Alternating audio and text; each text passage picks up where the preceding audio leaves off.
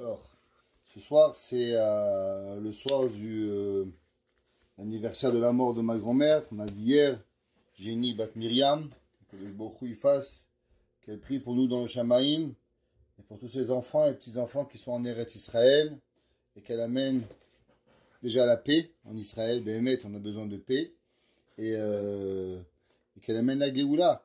Quand la Géoula, elle viendra, alors on aura tout. Chacun de nous, il doit demander à nos ancêtres pour prier pour nous. Le Mirtav Meliaou Rav Eliaou Dessler, il dit, qu'est-ce que ça veut dire le Zechut Avot? Il dit le Rav Eliaou Dessler, c'est quoi Zechut Avot? Il dit Zechut Avot, c'est quand nos parents, ils prient pour nous. C'est quand on a quelque part dans le Shamaïm un grand-père qui prie. Il donne un exemple et il dit que souvent, il y a des personnes, ils sont loin de la Torah. Pour X, Y raison, c'est pas important. Et un beau jour, il se réveille. Un beau jour, il commence à faire Shabbat. Et là, tu te demandes, mais qu'est-ce qui se passe? Comment ce gars-là, il a commencé à faire Shabbat? Tout allait bien, il n'a pas eu des morts, il n'a pas perdu son travail. Eh ben, il dit le Mirtav Meliaou, quand on voit que quelqu'un, il commence à faire des mitzvot sans raison apparente, juste qu'il se réveille, c'est parce que à Kadosh Baruch Hu, dans le ciel, il y a un grand-père, un arrière-grand-père qui vient et qui prie pour lui. Alors on demande aussi Zechut Avot de tous nos grands-parents qui avaient la Emouna extraordinaire.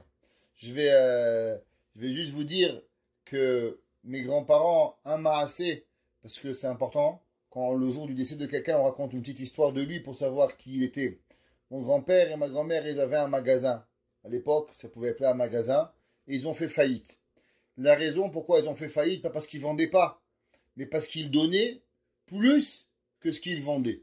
Ça veut dire celui-là, il n'avait pas d'argent, celui-là était veuf, celui-là, ben à la fin, ils ont fait faillite. Ils ont tout perdu parce qu'ils ont donné plus que ce qu'ils vendaient. Et ça, c'est la midat de chesed que Béhémet, j'espère que nous avons pris et que chacun de nous, il doit avoir qu'il est prêt à risquer sa vie et risquer ce qu'il a pour vraiment donner du chesed. Ça, c'est une midah qui était incroyable chez mes grands-parents. Et peut-être que le zechut de cette mitzvah, il pourra être Melitziosher pour Akadosh Baruch Hu, pour le Ham Israël, pour avoir Béhémet la paix en Israël et qu'on trouve tous le shalom.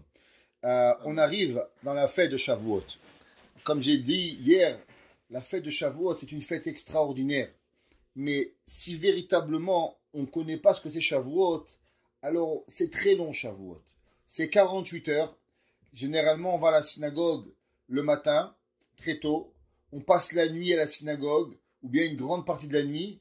Et les heures sont très, très longues. Si on ne sait pas qu'est-ce qu'on peut chercher dans la fête de Shavuot, on peut avoir vraiment l'envie de juste vouloir démissionner parce que c'est long.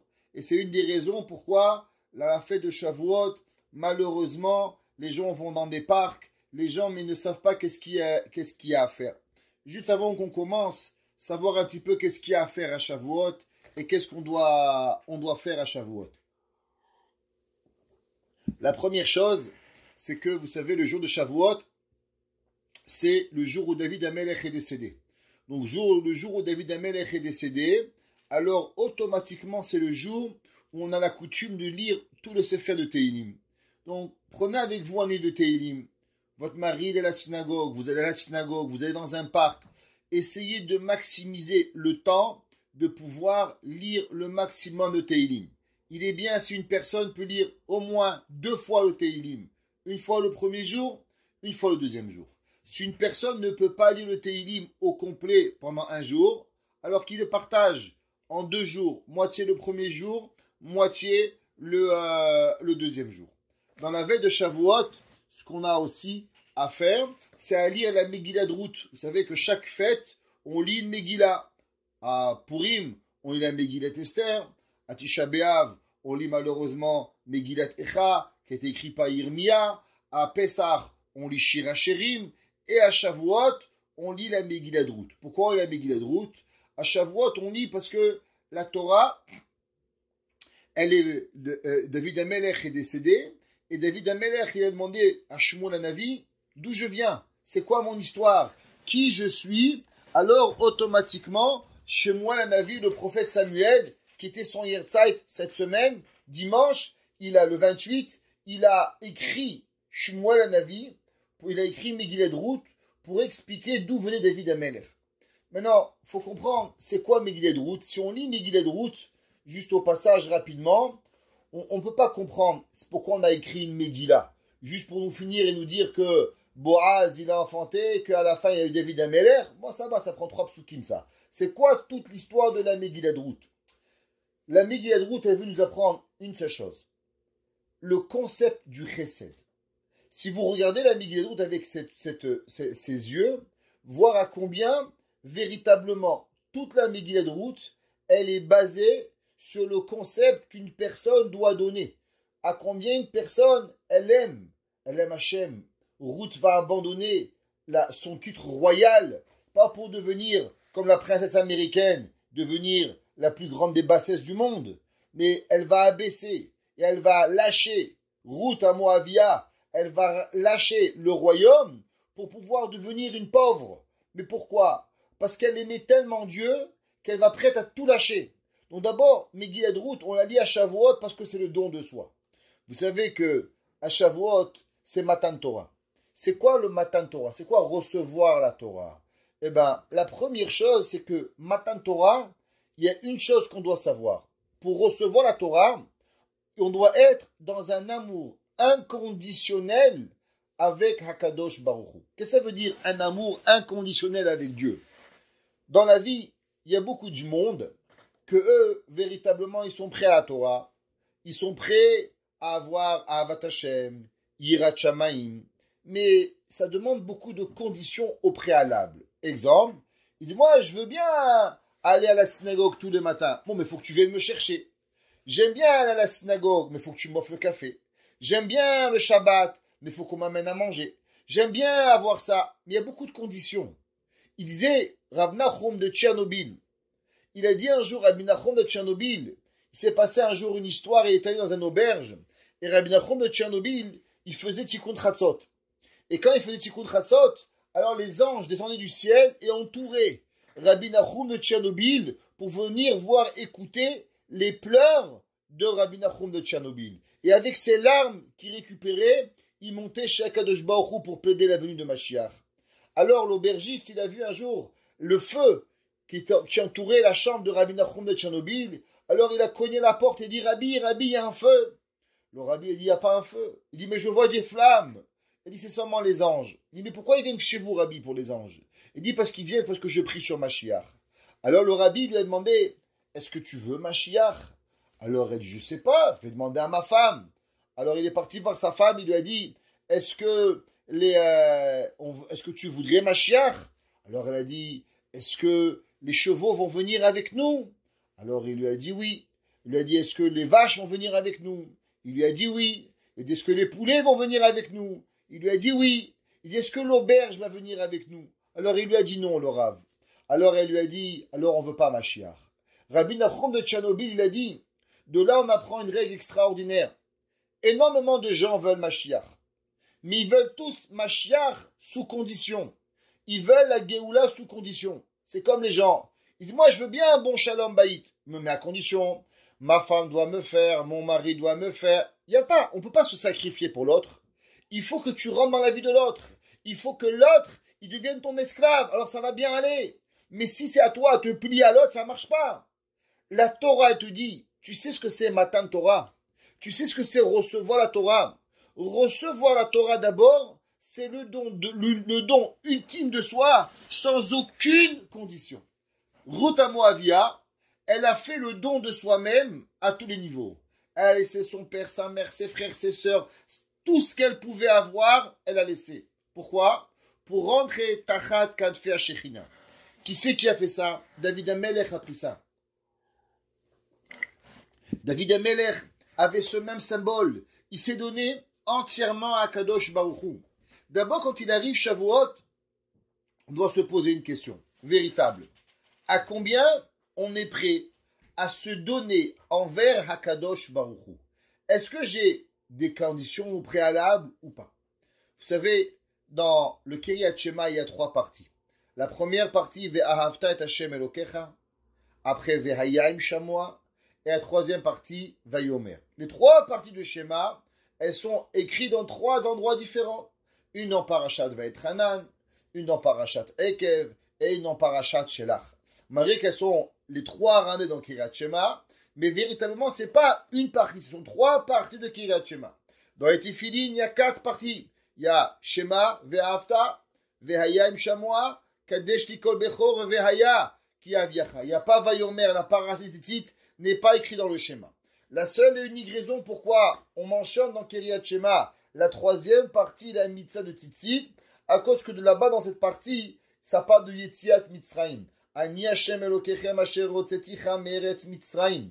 La Torah nous dit que nous avons une obligation de mentionner le matin et le soir Yetziat Mitzrayim. Donc, comme on fait Kiryat Shema le matin et le soir, alors on a mis la mitzvah de Tzitzit, où on parle véritablement de Yetziat Mitzrayim, on l'a connecté avec la mitzvah pour que les gens accomplissent la mitzvah en même temps. Mais elles n'ont rien à voir avec. Dans la mitzvah de Kiryat Shema, la première partie, Ve'ahavta Hashem Elokecha. Tu vas aimer ton Dieu, bechol levavcha, bechol nafshecha, bechol modecha, ve'ayu devarim ha'ele. La Torah dit, V'dibarta ba, meshivtecha bevetecha, uvetecha baderer, shor bechov kumecha. Et la Torah continue, tu mettras tes fils de ta main. Il n'y a pas de brachot. Il n'y a pas de, comme la deuxième partie, qui nous parle de récompense matérielle sur l'accomplissement des mitzvot. Rien, des obligations. La deuxième partie de Kiryat Shema, Ve'aya im shamoa tishmeu, el midota asher anuchim etzavetchem hayom, le'ahava, te'aseh besadecha. La Torah nous permet énormément de bonté, la pluie, tout ce qu'on peut avoir de bien dans la vie, on l'a quand on accomplit les mitzvot. Un de grands maîtres, le Shav Shmatata. Le Shav Shmatata, il a écrit un livre, il a écrit plusieurs livres. Entre autres, il a écrit le Ktsot HaChoshen. Le Ktsot HaChoshen est une des œuvres les plus grandes dans l'étude de la Torah. Le Rav Aryeh Cohen, qui était un des plus grands penseurs à l'époque du Chosé de Lublin, il n'était pas chassid, même anti-chassid, mais il était un homme de Torah, un homme pauvre, un homme qui a donné sa vie à Torah. Il a écrit 3 livres. Il a écrit le premier, le Ktsot HaChoshen, il a écrit le deuxième, le Avnei Miluim, et le troisième, le Shav Shmatata. 3 livres il a écrit. Dans la Hakdama du Shav Shmatata, il demande cette question. Pourquoi dans la première partie de Shema, Ve'ahavta et Hashem Elokecha, on parle seulement des obligations, Kabbalat ol Malchut Shamayim, aimer Dieu, étudier la Torah, dans ta maison, en chemin, mais les Tefillin, mais on ne parle pas de récompense. Dans la deuxième partie, comme on a dit, Ve'ayam Shamoa Tishmeu Al Mitzvotai Asher Anuchim Etzavetchem Hayom, là-bas nous parlons aussi des récompenses. Et il dit quelque chose d'extraordinaire, mesdames et messieurs, apprenez ça, ça vaut la peine de le garder. Il dit, pourquoi la première partie, elle n'a pas de récompense? Parce que principalement, la première partie du schéma, elle parle de l'étude de la Torah. Quand la Torah dit Vishinantam levanecha vedibarta bam, qu'est-ce que tu vas enseigner à tes enfants? Picsou? Astérix? Quoi que tu vas apprendre à tes enfants? La Torah? L'homme, il doit apprendre la Torah. Shma beni musaravicha, ve'atitosh Torah timecha. Les parents doivent apprendre la Torah. C'est quoi Vishinantam levanecha? Tu vas leur apprendre la Torah. La Torah, elle est faite pour être transmise de père en fils et de mère en fille et ainsi de suite. La deuxième partie du schéma, elle parle des mitzvot, l'accomplissement des mitzvot. La Gemara a dit que la première c'est Kabbalat ol Malchut Shamayim, la deuxième c'est Kabbalat ol Mitzvot. Il dit le Shav Shmatata, la première partie de la Torah, un homme il doit savoir que si tu veux véritablement appartenir à Dieu, Ve'ahavta et Hashem Elokecha, tu veux vraiment rentrer dans la Torah, l'homme il doit rentrer dans la Torah sans condition. Même si tu n'as pas de quoi manger, tu n'as pas de quoi boire, on t'enlève tous les plaisirs de ta vie. La Torah, elle doit appartenir à l'homme, même s'il n'y a pas au préalable des conditions favorables.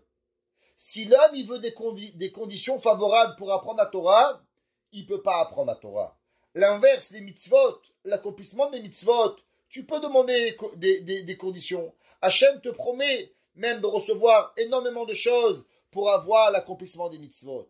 Mais pour l'étude de la Torah, l'homme il doit être prêt à faire le sacrifice ultime de recevoir la Torah sans avoir aucune condition. L'homme qui veut avoir la Torah, il ne peut pas avoir des conditions favorables. La Torah dit, pas bamel artochal, ou maïm bametzam betishte. Vous n'avez jamais demandé la question, pourquoi Kadosh Baruch Hu, il a tout le monde? Dieu, tout le monde lui appartient. Vous savez, vous allez à Dubaï, c'est magnifique Dubaï. Akadosh Baruch Hu, il aurait pu créer Dubaï dans le désert.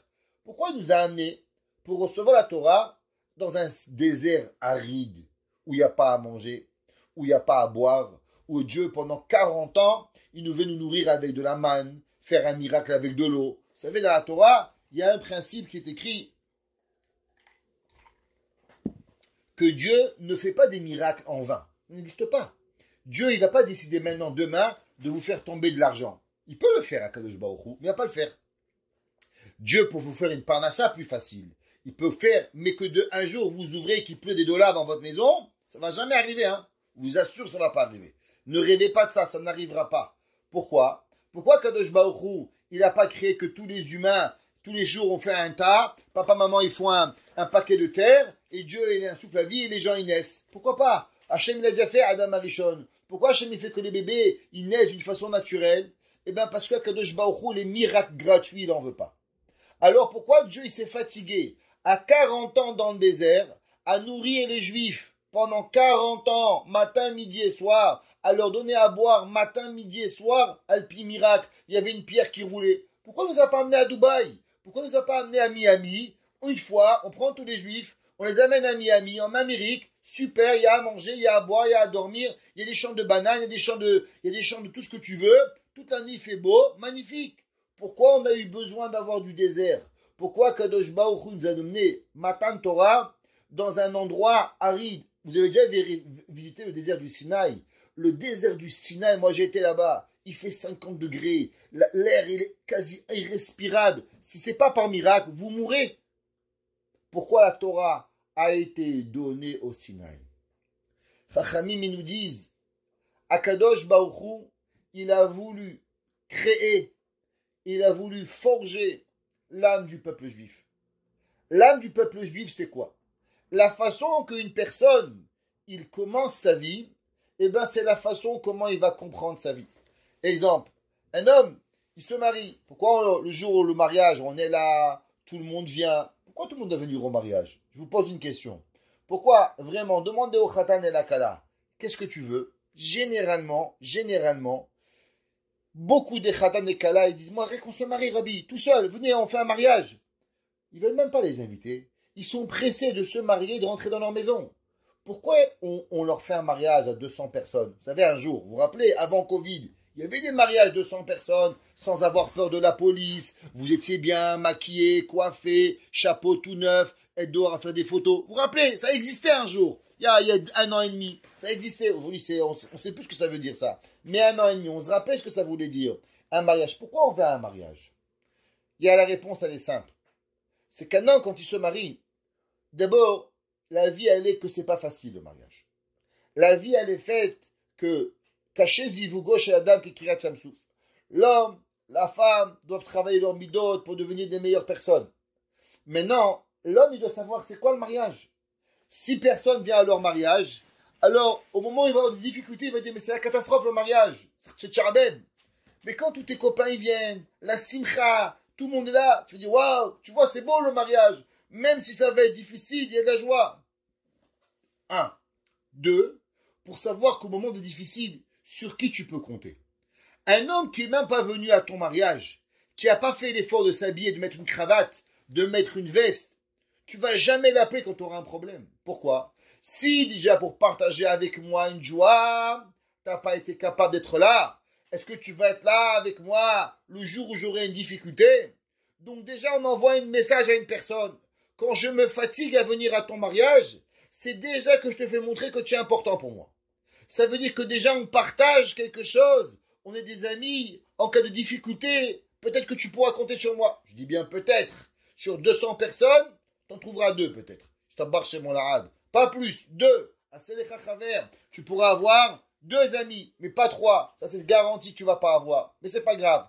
Au moins tu sais que tu auras 2 amis qui pourront arriver à ton mariage. Mais maintenant, la simcha que tu commences ta vie, c'est avec cela que la personne, toute sa vie, il va avancer.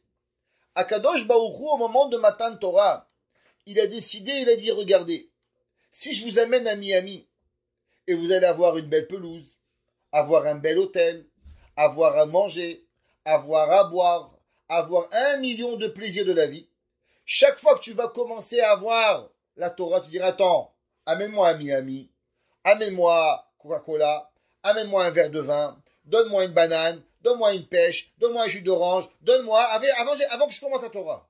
Parce que Dieu, c'est comme ça qu'il y a la Torah. Hachem, il y a la Torah dans un désert. Il n'y a pas à manger, il n'y a pas à boire, il n'y a pas à dormir, par terre, il n'y a rien. Markanchkolo, Walo, Gournish min Gournish, comme diraient chez nous les copains de Marrakech. Gournish min Gournish, zéro, tu vas avoir. Alors, comment la Torah? Eh bien, la Torah, elle te dit, tu vas la commencer comme ça.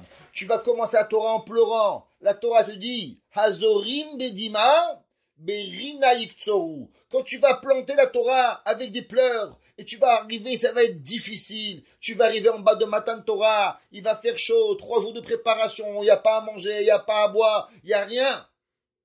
Mais tu vas à la Torah, tu es prêt à la prendre sans condition, alors automatiquement, tu n'auras pas peur de la Torah. Il dit le Shav Shmatata. Et tu sais pourquoi la Torah, elle ne parle pas de Berachot dans la première partie de Shema? Parce que la Torah, elle parle du don de la Torah. La Torah, elle doit venir avec des efforts. La Torah, elle ne vient pas facilement. Ceux qui pensent qu'on va commencer la Torah, on va se mettre ici, on va avoir, on va faire. Le Rabbi Yosef Kainman, qui a ouvert la yeshiva de Podovitch. Les gens, quand ils ont ouvert la yeshiva, ils ont dit, Rabbi, il faut avoir un compte en banque. Il dit, moi, j'ai rien du tout. On commence la yeshiva, Hachem il va donner, Hachem il va faire. Pourquoi? Parce que la Torah, elle doit être prête à commencer sans rien. Une vraie Torah, c'est quand une Torah, une personne, elle arrive et elle est prête au sacrifice ultime. L'ultime de quoi? D'être dans le désert. Hachem il te dit, toi tu prends la Torah. Toi tu es Mekabel la Torah. Toi tu dis Naase Venishma.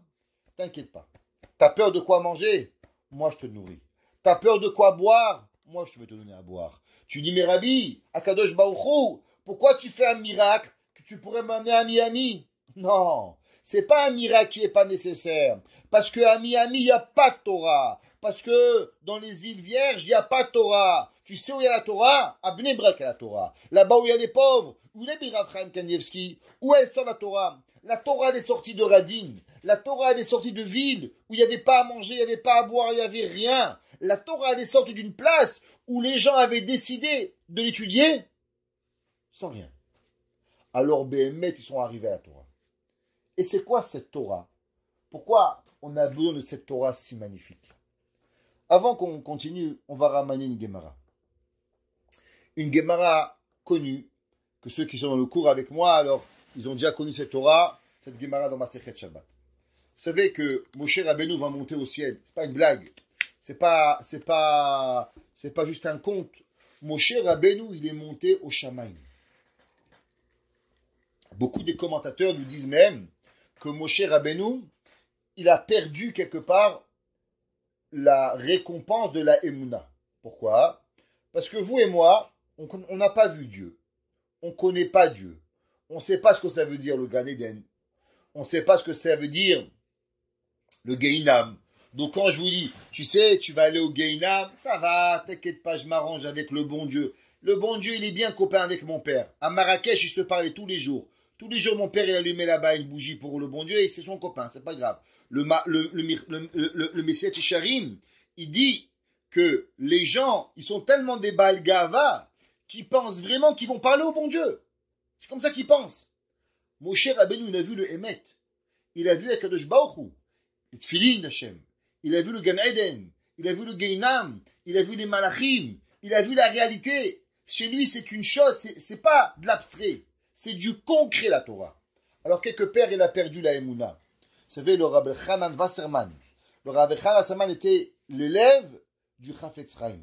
À l'époque du Chafetz Chaim, il y a eu un dibouk. Qu'est-ce que c'est un dibouk? C'est une âme qui est rentrée dans une autre personne. Et malheureusement, cette personne devenait folle. Et on est parti voir le Chafetz Chaim. Et le Chafetz Chaim, il a envoyé Rabbi Hanan Wasserman. Et à la fin, lui-même, il est venu pour faire sortir cette âme de cette personne-là.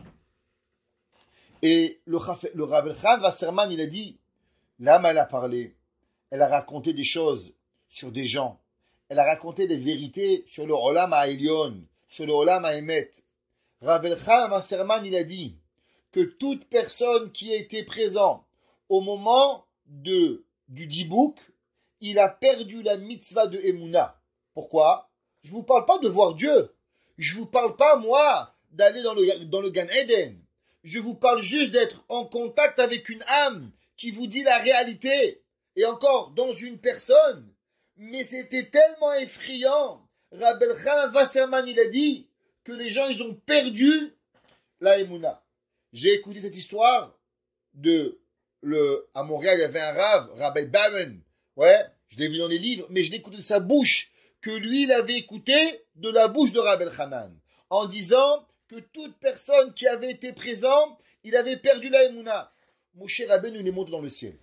Quand Moshe Rabbeinu va monter dans le ciel, il faut imaginer un humain qui monte chez les malachim. Et là, les malachim, ils demandent à Hachem, Ma lilod isha benenu. Qu'est-ce qui fait le fils d'une femme parmi nous?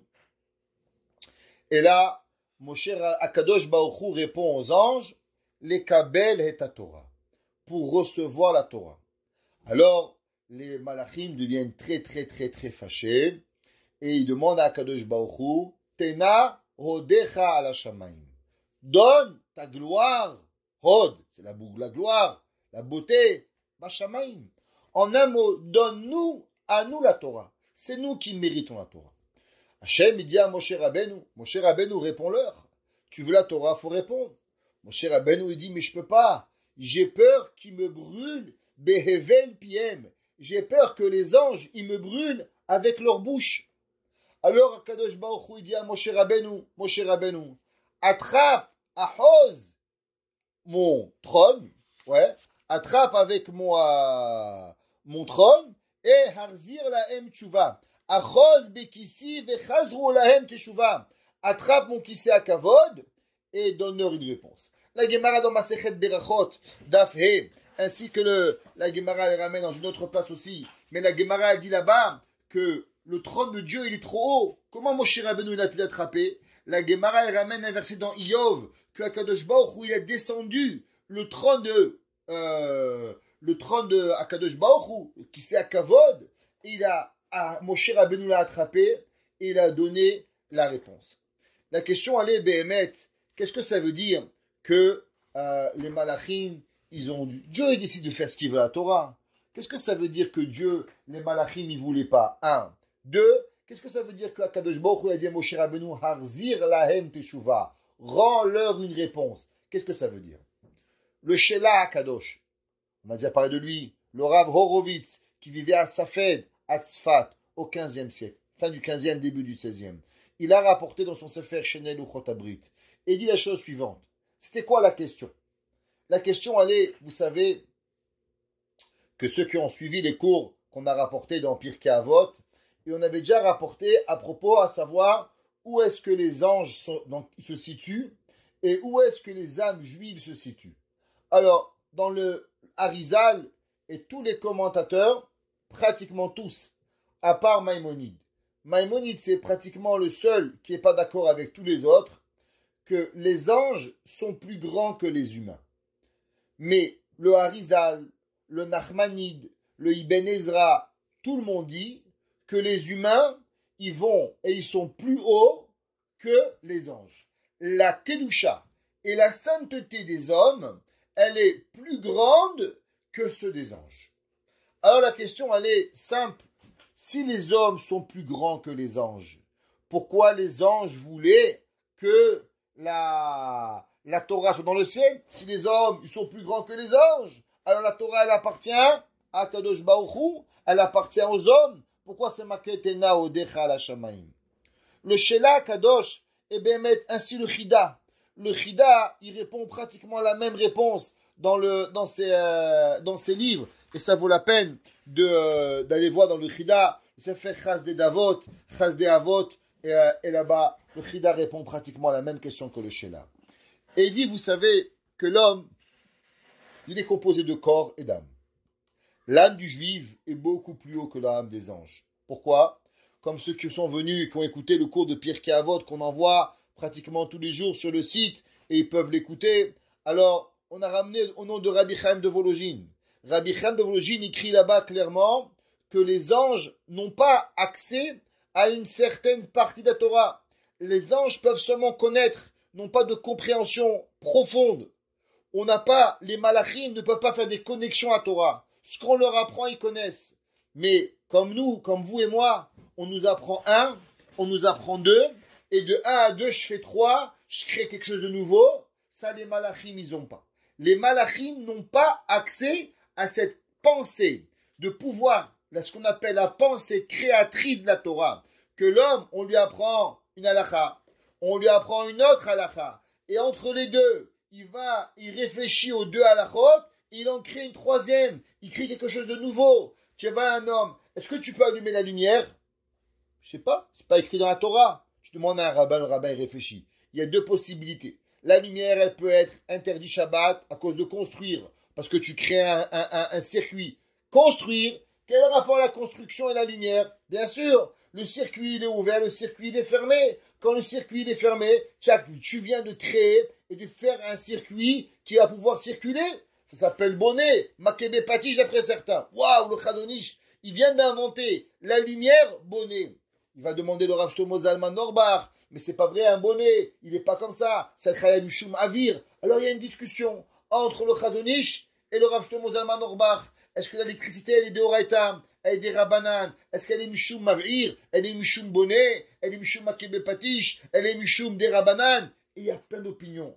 Les anges n'ont pas de notion et sont dans l'incapacité véritablement de pouvoir arriver à une halakha. Demande à un ange, dis-moi, c'est mouta l'électricité? Fashnicht, je sais pas, je connais pas, c'est pas écrit dans le livre. Ils n'ont pas de raisonnement. Pourquoi? Parce qu'un malach, il s'appelle Omed, il s'appelle stagnant. À l'inverse, un homme, il s'appelle Mahalach. Un homme qui avance, l'homme il avance dans la Torah, il peut avancer, il peut grandir, il peut comprendre les profondeurs qui sont extraordinaires dans la profondeur de la Torah. Alors qu'est-ce que ça veut dire que les anges ils ont demandé à Dieu mal, l'ilodisha benenu? Mais vadaï que les hommes ils ont la Torah. Les hommes sont capables de faire la Torah, ce qu'aucun ange n'est capable d'y arriver. Prenez Malach, Michael, Gabriel ou Riel, il ne peut pas comprendre la Torah. Le Midrash dans Shir HaShirim qu'on a déjà ramené l'année dernière dans ce cours, et le Midrash il dit c'est marqué dans Shir HaShirim, Chaverim makshivim lekolech hashmieni. Tes amis, ils écoutent ta voix, alors fais plus fort. Nous dit le Midrash dans Shir HaShirim de quoi nous parlons. Les malachim ils disent aux humains quand vous parlez, levez un peu plus la voix, parce que nous aussi on veut écouter. Là vous comprenez pourquoi Rabbin Kremizi crie toujours dans le cours, parce qu'il a peur que les malachim ils n'entendent pas. Haverim makshivim lekolech hashmieni. Les malachim, ils veulent écouter la Torah. La Gemara nous dit que Nathan ben Uziel, les malachim, ils venaient et les oiseaux qui passaient par devant chez lui, alors ils brûlaient. Le Maharsha, il dit, et le maître de Nathan ben Uziel, qu'est-ce qu'il y avait? Hillel, il dit que quand Hillel étudiait, tous les oiseaux d'Israël, ils brûlaient. Pas seulement au-dessus de sa tête. Là, il dit, le Maharsha, d'après une des opinions, il dit que tous les oiseaux d'Israël brûlaient au moment où Hillel enseignait la Torah. Tellement les malachim venaient écouter la Torah de Hillel. Pourquoi? La Gemara a dit qu'ils étaient contents, les astres, Simchatam Kenetinatan Besinaï. Il y avait une joie dans la vie comme le moment où on a donné la Torah. Ça, c'est ce qu'on appelle Matan Torah. Mais les malachim, ils ont dit, mais l'homme, il n'est pas toujours en train d'étudier. L'homme, il est en train des fois de fauter. L'homme, des fois, il s'approche de Dieu et des fois, il s'éloigne de Dieu. Donc, un homme qui s'éloigne de Dieu, comment c'est possible qu'on va lui donner la Torah? Après qu'on lui donne la Torah, il va la garder. Si l'homme était capable de rester en progression constante, alors bien sûr, la Torah, elle revient à l'homme. Mais l'homme, il n'est pas en progression constante. L'homme, il est en progression. Il avance, il recule, il avance, il recule. Sheva, Yipol, Tzadik, Vekam. Pourquoi? Parce que l'homme, il est fait d'une certaine façon que pour pouvoir apprécier la Torah, pour pouvoir apprécier le bon, il doit avancer et reculer. On a déjà parlé dans un cours pourquoi l'homme il doit manger. À cause que l'homme, quand il mange, il s'éloigne de Dieu. Et là, il revient avec plus de bonheur. Pourquoi l'homme il dort? Pour apprécier. Si l'homme il dormirait pas, il n'apprécierait pas sa femme, il n'apprécierait pas ses enfants, il n'apprécierait pas la vie, il n'apprécierait rien du tout. Le fait qu'on va dormir, on s'arrête, on se rouvre, waouh, c'est beau, tiens, j'ai pas vu ce beau livre. Ah, celui-là, je ne le connaissais pas. Ah, celui-là, il n'est pas là. Et notre vie, elle est faite qu'on a ce qu'on appelle le koach haïtrachut, le koach du nouveau. On demandait les malachim, mais je ne comprends pas. L'homme, il va arriver à fauter. Parce que de la même façon qu'il peut aller vers le haut, il peut aller vers le bas. Alors comment c'est possible qu'on va donner la Torah? Akadosh Baruch Hu demande à Moshe Rabbeinu Harzir Lahem Teshuva. Qu'est-ce que ça veut dire? Harzir Lahem Teshuva. Et il dit, le Shela Akadosh, écoutez. Veze sod ha'inyan ki malaché hasharet ki trigru ma'enos ki tiskirenu. On sait que les anges, quand Akadosh Baruch Hu il a demandé aux anges, Naase Adam, venez on va créer l'homme. Qu'est-ce que les anges ils ont dit? Ma'enos ki tiskirenu. Pourquoi tu veux créer un homme? L'homme, il est en catastrophe, il va faire des avérotes. Pourquoi? Parce qu'il est prêt à fauter, il est prêt à la touma. Déjà, on ne voulait pas qu'il soit créé. Maintenant que l'homme il est créé, tu voudrais lui donner la Torah? Alors, Akadosh Baruch Hu, il leur a dit, c'est vrai, l'homme il ne mérite pas d'être créé. Mais qu'est-ce qu'il y a? Il y a la Teshuvah. La Teshuvah, elle est faite pour pouvoir donner à l'homme la possibilité d'arriver à pouvoir devenir une meilleure personne. Qu'est-ce que ça veut dire? Akadosh Baruch Hu, il dit, Achos bekise, attrape mon trône, vechazru lahem teshuva, et donne-leur une teshuva. Teshuva, ça veut dire en un mot deux choses. Ça peut vouloir dire réponse, mais ça peut dire aussi revenir. Il dit le Shela Akadosh, que Akadosh Baruch Hu, il dit aux malachim, mais vous avez rien compris. Est-ce que vous pensez que la Torah, elle est faite pour rester toujours à la même niveau? C'est faux. La Torah, elle est faite que chazer lahem tshuva. Tu sais ce que c'est la réponse aux anges? Eh bien, aux anges, il faut leur dire que le peuple juif, il a la possibilité de faire teshuva. On a déjà rapporté souvent que, vous savez, la Gemara dans Masechet Berachot 34b, la Gemara dit, mais comme Sheba et teshuva omdim, tzadikim gemurim enam yicholim la'amod, que l'endroit où les fauteurs ils ont fait teshuva et ils sont revenus, alors les tzadikim les plus grands, ils ne peuvent pas arriver. Ça veut dire qu'une personne qui fait malheureusement une bêtise, et par la suite il revient à Kadosh Baruch Hu, eh bien il devient à un niveau encore plus grand que ce qu'il était. Qu'est-ce que ça veut dire? Ça veut dire que les malachim, ils sont à un niveau extraordinaire. Mais il y a quelque chose qu'ils ne peuvent pas. Pourquoi? Parce que bimkom shebal et teshuva omdim, en tzadikim gemurim. C'est qui tzadikim gemurim?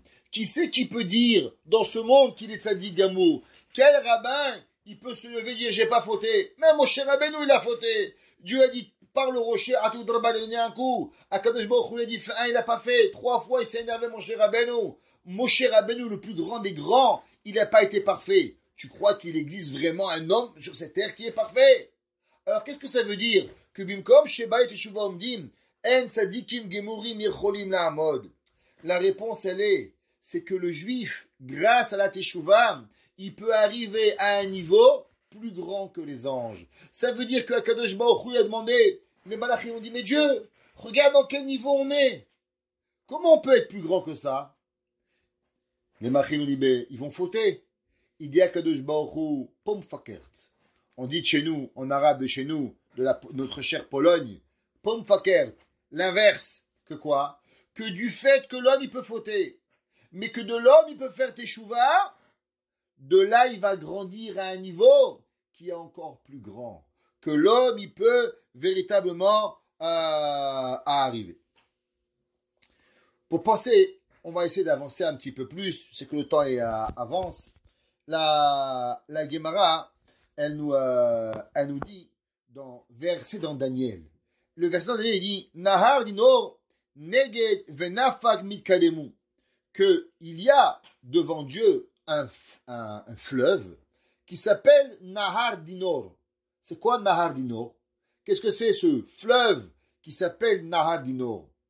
La Gemara, dans Masechet Chagiga, page Yud Gimel, 13b, la Gemara demande, Mechanafik, de où se trône cette rivière de lave, ça s'appelle Nahar Dinor, c'est une rivière de lave bouillante, d'où elle sort cette rivière-là?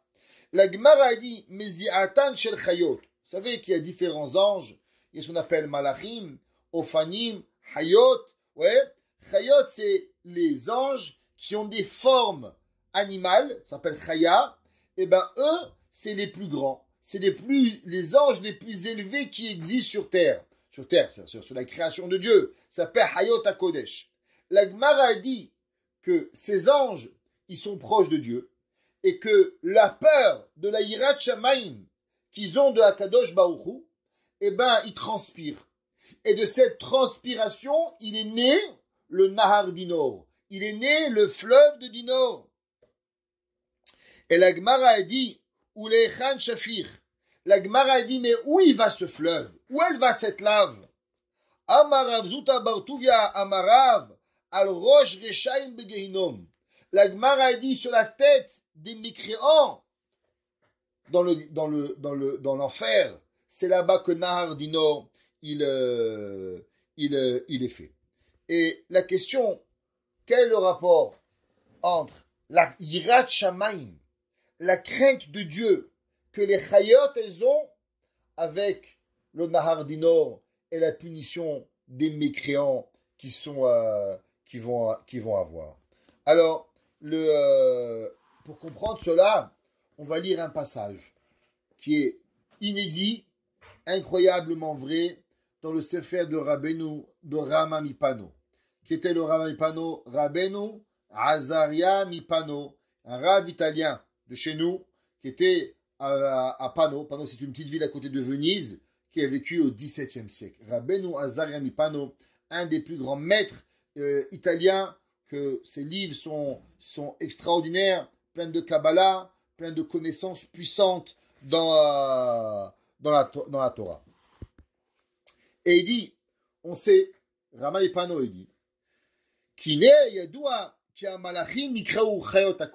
on sait que les anges, ils sont appelés, comme on a expliqué, Hayot. Hayot, Nashon, Chayim, la vie, aussi comme on a dit, qu'ils ont un certain aspect animal, comme on voit, ils sont ceux qui portent le Kisei HaKavod. Et eux, ces Malachim là, c'est eux qui portent le trône céleste d'Akadosh Baruch Hu. Par exemple, le lion, par exemple, l'aigle, par exemple, le taureau, l'homme, l'enfant, le carouve. Tout ça, c'est pas des formes, c'est des anges à la forme d'un lion, à la forme d'un aigle, à la forme d'un taureau, que eux, ils portent le Kisei HaKavod. She'alav kaviachol yoshev Kisei HaKavod ha'elyon. Et que sur eux, il se pose le trône céleste de Hakadosh Baruch Hu. Veine. Av shechayot hakodesh nosot et Kisei HaKavod. Il dit malgré que les anges, ils portent le trône céleste de Dieu, aval et maaseh. Mais il faut savoir que véritablement, comme vous savez que tout ce qu'il y a dans le ciel, il y a pareil sur terre. Vous vous rappelez que dans les parashiot du Mishkan, les Lévi'im devaient porter le Mishkan. Les Lévi'im, quand on est dans le désert, alors ils devaient porter le Aaron et ils marchaient. La Gemara a dit, qu'est-ce que ça veut dire que les Lévi'im ils portaient le Aaron? La Gemara a dit non, chez Aaron nos'et nos'av. Véritablement, qui c'est qui portait le Aaron? Le Aaron il se portait tout seul. Et non seulement que le Aaron se portait tout seul, mais le Aaron, il portait même les Lévi'im qui le portaient. Ça veut dire que les pieds des Lévi'im, ils étaient dans l'air en vérité.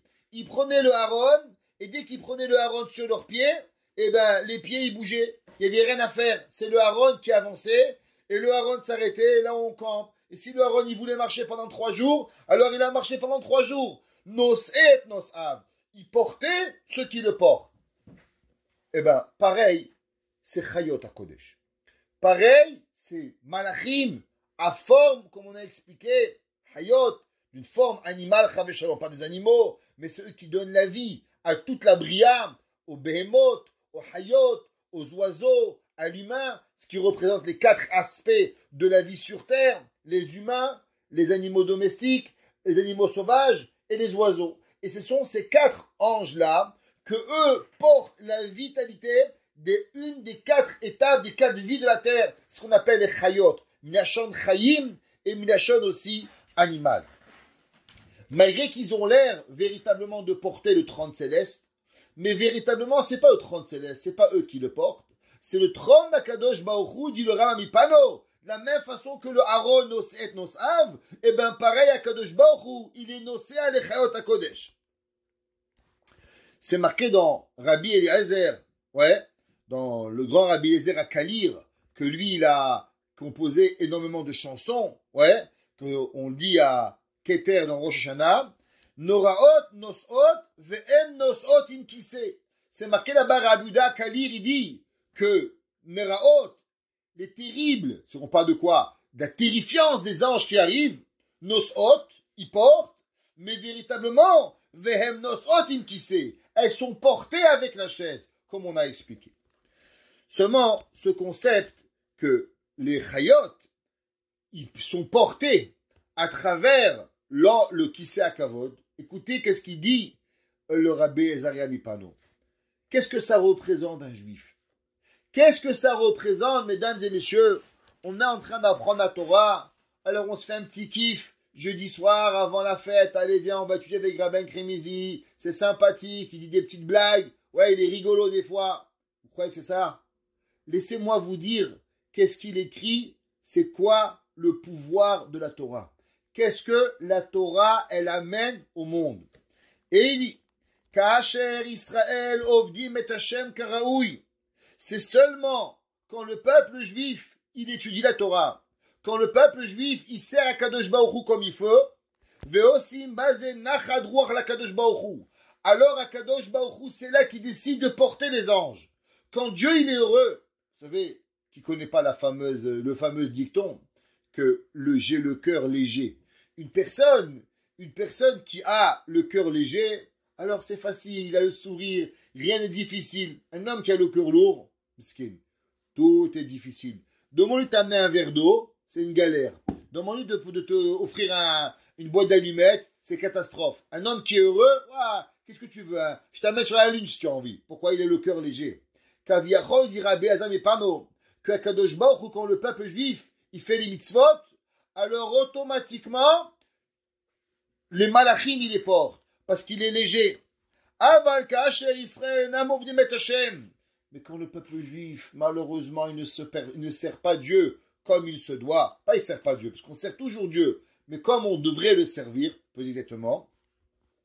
Et il y a malheureusement des mécréants parmi nous qui ne font pas la volonté de Dieu, alors ils causent de la douleur. Ils causent la douleur dans le ciel. Et c'est quoi cette douleur?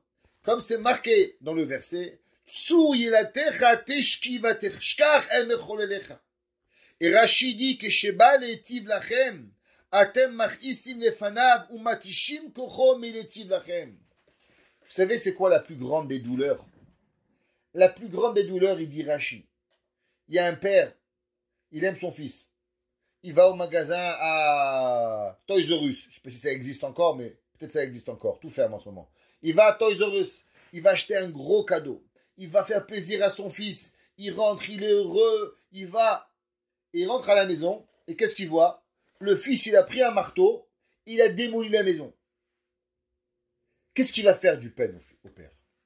La peine au père, c'est que le père, il avait envie de passer une bonne soirée. Il avait envie de gâter son fils. Et maintenant, le fils a empêché le père que le père il fasse du bien. Il dit, Rashi, tu sais ce que c'est Akadosh Baruch Hu, il a créé le monde avec une volonté. Les hétiv, les briotav. Faire du bon aux créatures. À l'inverse, comme je dis toujours, les chrétiens, ils veulent nous faire passer Dieu pour un père fouettoir. Un Dieu avec un fouet et qui attend que tu bouges, paf, paf, il veut te frapper. Ça, c'est chez les chrétiens. Chez nous, les juifs, on aime Hachem et on imagine Hachem avec un visage, avec un gros smiley. Akadosh Baruch Hu, il veut t'aimer. Akadosh Baruch Hu, il veut te donner. Akadosh Baruch Hu, il a qu'une seule envie, c'est te faire du bien. Mais le seul problème, c'est que des fois, tu as un marteau. Et que des fois, tu as tout cassé. Et tu empêches Akadosh Baruch Hu de te donner. Je répète Rashi. Kesheba lehetiv lachem. Il dit Rashi dans Devarim 32-18. Lisez Rashi là-bas. Devarim 32-18. Il dit Rashi Kesheba lehetiv lachem. Quand il vient pour vous faire du bien, Atem machisi nefanav. Vous énervez Dieu. Vous prenez le marteau et vous cassez tout. Umatishim kocho miletiv lachem. Et vous empêchez Dieu de vous faire du bien. C'est pareil, c'est marqué dans la Gemara dans Sanhedrin. Le traité dans Sanhedrin, page 46a. Amar Rabbi Meir, il dit Rabbi Meir, Besha she'adam mitzta'er.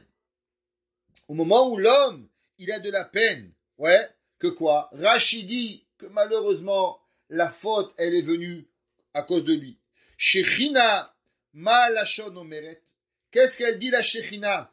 Kani meroshi, kani mizroi. Et dit Rashi, que Moshe Adam Shiyaga ve'aya ve'omer roshi kaved alai, ve'zroi kaved alai. Vous savez qu'est-ce qu'elle dit la Shrina? La Shrina, quand les gens ils font des péchés, alors elle dit c'est lourd, je suis fatigué. C'est comme un père quand il rentre à la maison, tout le monde crie, ça y est, je suis fatigué, je vais dans ma chambre.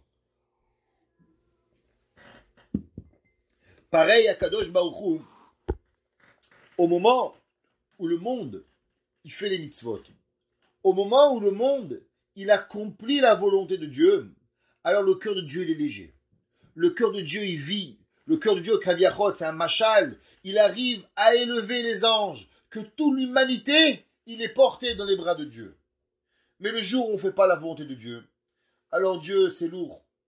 Alors il repose Kaviachol, son trône céleste, sur les bras des anges. Et ces anges-là, ils sont fatigants. Et ils se fatiguent et ils transpirent. Et cette transpiration, qu'est-ce qu'elle a? Eh bien, cette transpiration, elle tombe sur les Réchaïm. Pourquoi elle tombe sur les Réchaïm? Parce que les Réchaïm, c'est à cause de eux que les anges ils ont dû se fatiguer. C'est à cause de eux que les Malachim n'ont pas pu être portés par Dieu. Les Malachim, ils ont dit à Kadosh Baruch Hu, Tena odecha la shamaim, mais donne-nous la Torah. Parce que quand tu donnes la Torah, nous on va te rendre heureux. Et quand nous, on va te rendre heureux, alors nous, on va s'assurer que ton cœur soit toujours heureux. Et on va jamais devoir porter le monde. C'est toi, Kadosh Baruch Hu, qui va porter le monde. Alors, Kadosh Baruch Hu, il demande à Moshe Rabbeinu, Arzir lahem teshuva. Fais-leur comprendre que c'est vrai que momentanément, l'homme, il peut fauter. Et automatiquement, les malachim, ils vont devoir transpirer. Ils vont nous créer Nahar Dinor. Ils vont créer l'enfer. Et ils vont brûler les gens dans l'enfer. Mais l'homme, il a la possibilité de se rattraper. L'homme, il a la possibilité d'arriver à un niveau qui est extraordinaire, que l'homme, il peut arriver plus grand que Kisei HaKavod. C'est marqué, Gedolat Teshuva, Shemagaat Ad Kisei HaKavod. La Gemara dit que la Teshuva, elle peut amener jusqu'au Kisei HaKavod. Pourquoi c'est marqué le Kisei HaKavod? Quel est le rapport Kisei HaKavod? Pourquoi on te parle de Kisei HaKavod? La réponse, elle est, c'est quoi le thermomètre du monde? Le thermomètre du monde, c'est est-ce que Dieu, il porte le Kisei HaKavod? Ou est-ce que Dieu, il écrase le Kisei HaKavod? Quand l'homme, il fait tchouva, quand l'homme, il fait plaisir à Dieu, quand l'homme, il donne nachad ruach la Kadosh Baruch Hu, alors Akadosh Baruch Hu, il arrive à élever l'univers. Akadosh Baruch Hu, Kaviachol, il porte l'univers sur lui, il élève la matière. De la même façon que l'homme, à travers la Torah, manger, il mange pas, boire, il dort pas. La vie de l'homme, elle est totalement dans l'élévation totale. Et bien pareil, au moment où l'homme, il amène à Kadosh Baruch Hu, nachad ruach le yotzri, faire plaisir à Dieu, alors Akadosh Baruch Hu, il donne à la personne qu'il arrive à porter véritablement il arrive véritablement à élever le monde entier. C'est marqué dans les Sfarim, ouais, dans le Zohar, et on va essayer de comprendre ce verset, ce passage du Zohar. Le Zohar, il est écrit dans Parashat Vayikra. Il dit Kikemo she'areshaim nidonim begeinam benahar didor. Il dit de la même façon que les mécréants, ils sont punis dans le Geinam avec le Nahar Dinor. Kach nishmat hatzadikim tovelet benahar dinor. Pareil, les âmes des justes, ils se trempent et ils font un mikvé dans ce fleuve de Nahar Dinor. Venit harot, et elles sont devenues purifiées. Et la question, pourquoi les tzadikim doivent passer par là-bas? Que les Rechaïm, c'est à cause de eux qu'ils ont puni, que les Malachim, ils ont dû porter, je comprends. Mais pourquoi on doit arriver que les tzadikim, eux aussi, ils doivent rentrer et ils doivent se purifier, comme le Zohar nous dit, dans ce fleuve de Nahar du Nord. Et il dit Kiarishonim, Kiareshaim, Nidonim behar du Nord begeinam, Mishum shegarmu ba'avonotem nichyot hakodesh. Il dit à cause que les Rechaim, ils ont dû avoir cette punition parce que cette lave n'a existé que par leur mécréance, que par leur rishout, qu'ils doivent forcer les malachim à devoir porter. Si c'est comme si, pourquoi les malachim, alors eux, ils doivent arriver. Alors, le Béné Issachar, un de nos grands maîtres, dans le mois de Nissan, il a écrit un livre. Le Béné Issachar, il s'appelait Rav Tzvi Elimelech de Dinov. Il était un Rav, le Admour de Dinov, qui était le neveu de Rabbi Elimelech. Ceux qui ne connaissent pas Rabbi Elimelech, ils n'appartiennent pas au cours. Noam Elimelech, sa sœur, elle avait un fils, que ce fils-là, il s'appelait Rav Tzvi Elimelech de Dinov, qui a écrit un livre, le Béné Issachar, comme ça qu'il s'appelle. Et il dit, le Béné Issachar, dans son livre, et il dit Shiesh bet bichinot ba'avodat aborit barar shemo. Il dit qu'il y a deux façons de servir à Kadosh Baruch Hu. La première, ce qu'on appelle avodat massa, ce qu'on appelle le travail de porter. Qu'est-ce que ça veut dire? Il dit, comme c'est marqué dans Parashat Naso, à propos des Bene Kehat, que eux ils portaient le Aaron, que à Kadosh Baruch Hu, que Moshe Rabbeinu, il leur a pas donné des charrettes. On sait que dans le Mishkan, il y avait certains travaux qu'ils avaient des charrettes.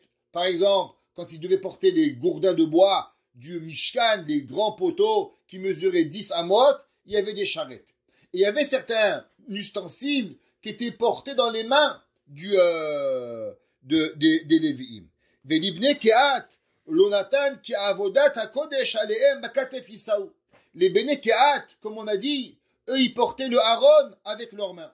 Donc on voit qu'il y avait certains travaux qui étaient dans la main, certains travaux qui étaient portés à travers les voitures, les charrettes. Et il dit, Deinekti Batora, Avodat Massa ve Avodat Matana. Il y avait deux concepts de travail, le travail qui s'appelle porter et le travail qui s'appelle le cadeau. Il dit, pour comprendre cela, Nire levaer Avodat Massa ou Avodat Mir'a. Il dit porter dans la main, c'est ce qu'on appelle le service de Dieu dans la crainte.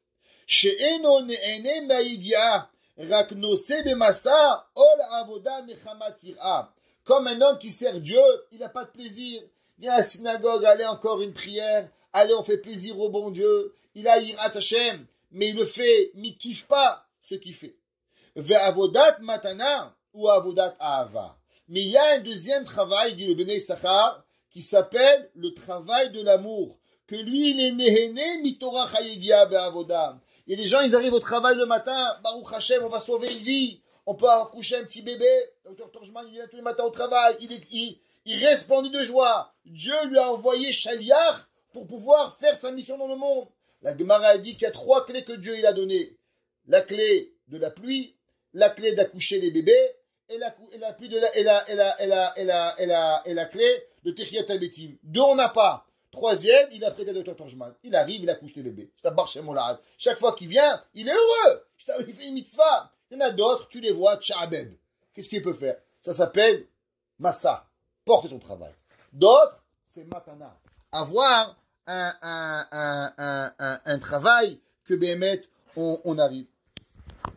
Et c'est ce qu'on appelle la matana minashin barach, olamecha tire bechayecha. Ils disent que la Gemara, elle dit dans Masechet Brachot, page 13a, qu'il y a des gens que même dans ce bas monde, ils vont voir leur vie, qui vivent et qui honorent leur vie. Apprendre la Torah à quelqu'un, quel bonheur, chaque fois de venir ici, de vous voir. C'est un plaisir, Ishtabar Shem Olahad, de voir des mamans pendant la veille de 3 jours de fête qui sont en train d'étudier la Torah, des hommes au travail, qui arrêtent leur travail pour étudier la Torah. Est-ce qu'il y a plus grand plaisir à un homme que ça? On ne peut pas avoir un plus grand plaisir. Ça s'appelle Avodat Matana, un travail qui est, bien sûr, pas rémunéré, mais on peut voir notre vie, le bonheur extraordinaire. Et il y a encore quelque chose qu'on peut rajouter, que dans la Torah, il y avait les 2 tables de la loi. On sait que les louchot, elles étaient arrivées. Alors avec ça, on va terminer. Et il dit que quoi? Qui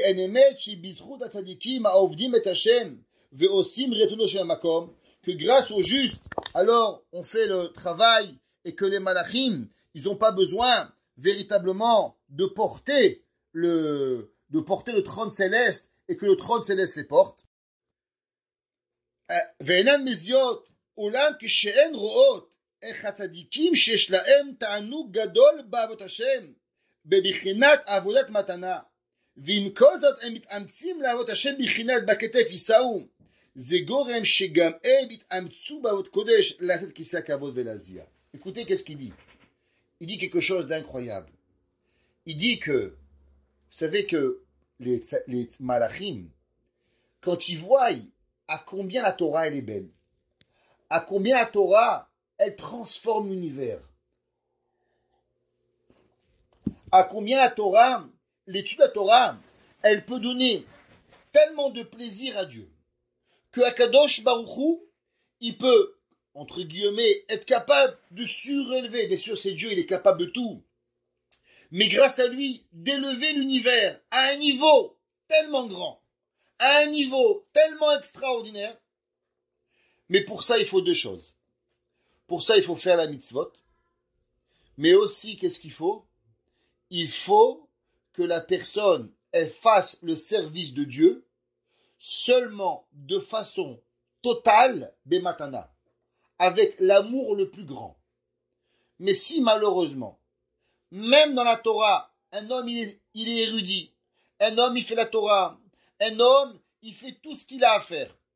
Mais quand il le fait d'une façon qui est un peu subie, la Torah. Eh bien, le fait qu'il subit la Torah, ça dérange Dieu. Ça fait souffrir un peu Akadosh Baruch Hu. Et si Akadosh Baruch Hu, il pourrait porter tout le trône, eh bien, il porte le trône qu'à 99%. Il y a 1% qui est Kaviachol, Dieu, il se repose sur les anges, et les anges, ils souffrent parce qu'on n'a pas compris la beauté de la Torah. Ça veut dire que les malachim, ils nous veulent que non seulement on fait la Torah, mais ils veulent que notre Torah, elle soit complètement arrivée à un niveau d'être heureux totalement à la Torah. Parce que la seule et unique façon que Dieu, Kaviachol, il sera tellement heureux qu'il va prendre le monde. C'est pas seulement en accomplissant les mitzvot, bien sûr, en accomplissant les mitzvot, mais en accomplissant les mitzvot d'un sourire extrême, comme la personne, comme il dit un grand philosophe, travaille dans ce que tu aimes et tu ne travailles jamais. Quand l'homme il accomplit les mitzvot avec amour, quand l'homme il prie, il mange, il boit, il dort, il travaille, tout avec simcha, tout avec la plus grande des bonheurs, c'est là que Akadosh Baruch Hu Kaviachol, on lui donne la force d'élever le monde. On enlève le din, on enlève la justice, on enlève la rigueur de l'humanité. Qu'est-ce que ça veut dire que Moshe Rabbeinu il est monté au ciel? Les malachim ils ont vu Moshe Rabbeinu. Ils savent c'est qui Moshe Rabbeinu? Qui est plus grand que Moshe Rabbeinu? Mais ils ont dit à Kadosh Baruch Hu, Dieu, comment tu vas donner la Torah? Il va accomplir la mitzvot.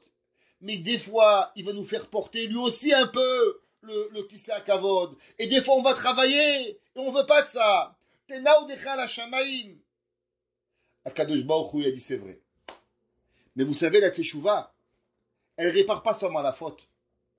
Mais la teshuva, elle est capable de réparer même le fait qu'on n'a pas servi Dieu avec la joie ultime. Ça veut dire que la personne, elle doit donner à Akadosh Baruch Hu la volonté d'être un juif total. Chaque année, on prend la Torah, mesdames et messieurs, et on est là, et on dit voilà, la Torah, c'est ci, c'est là, on l'apprend. Cette année, on va recevoir la Torah différemment.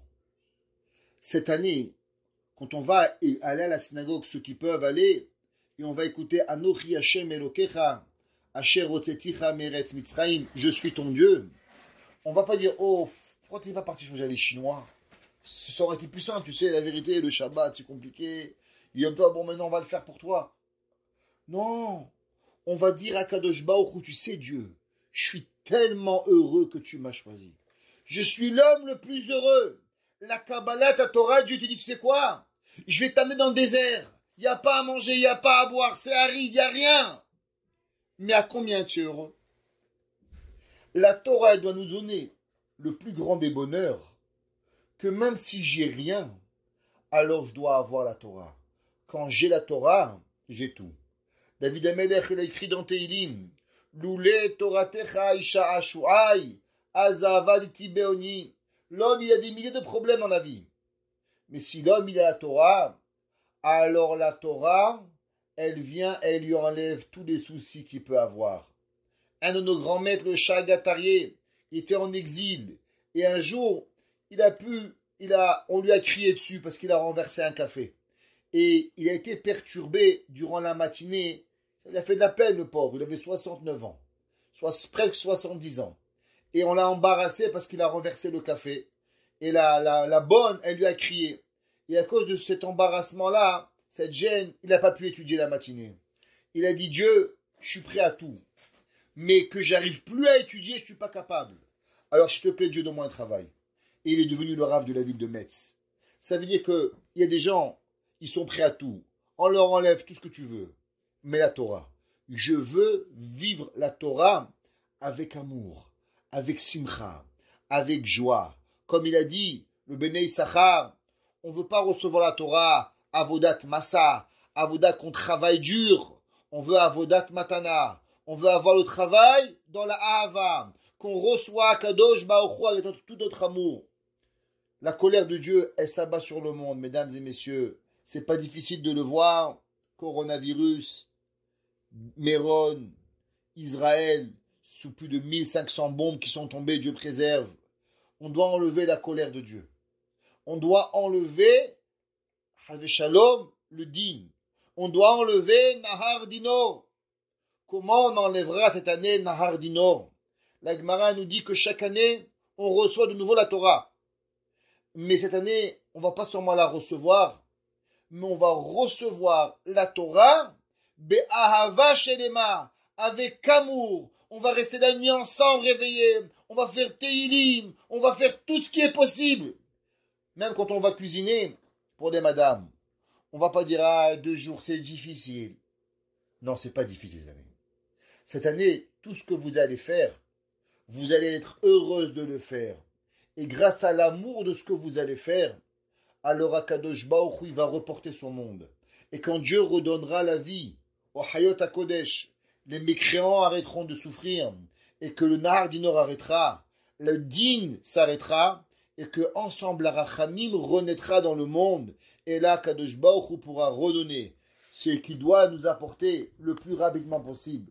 Mashiach Tzidkenu, Bimera Beyamenu. Comme l'a dit le Rachaim Akadosh, que ce que Akadosh Baruch Hu veut véritablement pour amener le Mashiach, il veut seulement que les Juifs étudient la Torah. C'est quoi l'étude de la Torah? Bien sûr l'étudier, mais pas l'étudier avec difficulté, l'étudier avec facilité, l'étudier avec amour. Et le jour où Dieu, il enlèvera sa pesanteur sur les malachim, alors ils pourront nous redonner la vie.